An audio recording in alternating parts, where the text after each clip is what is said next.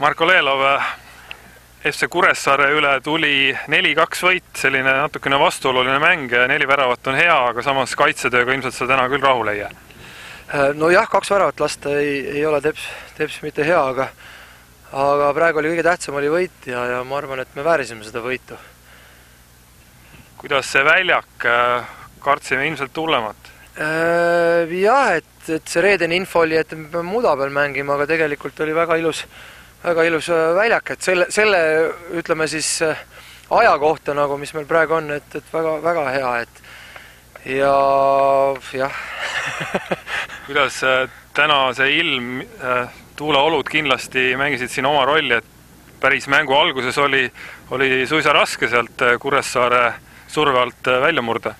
No eks see ole olnud alati Kuressaare koduväljaku võlu, et nendele on see kindlasti eelis ja võib-olla rohkem harjunud, et nad mängivad siin kogu aeg, aga ei, ega siis peab ju kõigi tingimustega peab hakkama saama, ega siin midagi, et kui me tahame ikkagi tiitli võidu poole minna, siis tuleb ju kõik takistused ületada ja pigem nagu kasutada või ütleme keerata siis see väljaku olukord hoopis oma kasuks ja ma arvan, me suutsime. Täna kedagi esile ka tõsta, näiteks Sander Vost 2 väravat üle pika aja nüüd ka sahistas võrku. Jah, et Sander lõi väravad, et võib-olla siis nagu tuleb selle pealt enesekindlust veel juurde ja ma arvan, et jah, täna ta ikkagi suutis leida need head kohad ja ära lüüa. Et vaheajal võtsid Karl Palatu välja esimese väravalööja, oli tegemist vigastuse või taktikalise vahetusega?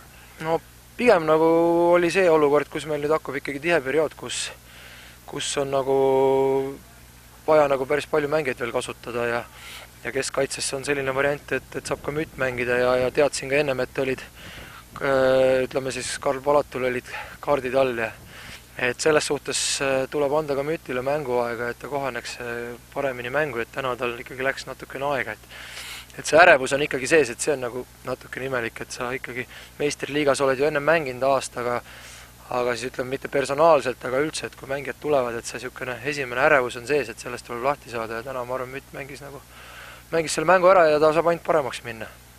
Nüüd viimane küsimus, järgmine mäng on Tartu Tammekaga meie kodustaadionil ka lõpuks siis murul. Kuidas see valmistumine selleks kohtumiseks läheb, et kas on võimalik ka juba muru peal trenni teha? No esmaspäeval kindlasti ei saa trenni teha, eks me peame kuidagi sinna sisse murdma, kui töömehed on koju läinud, siis kindlasti on võimalik muru peal trenni teha.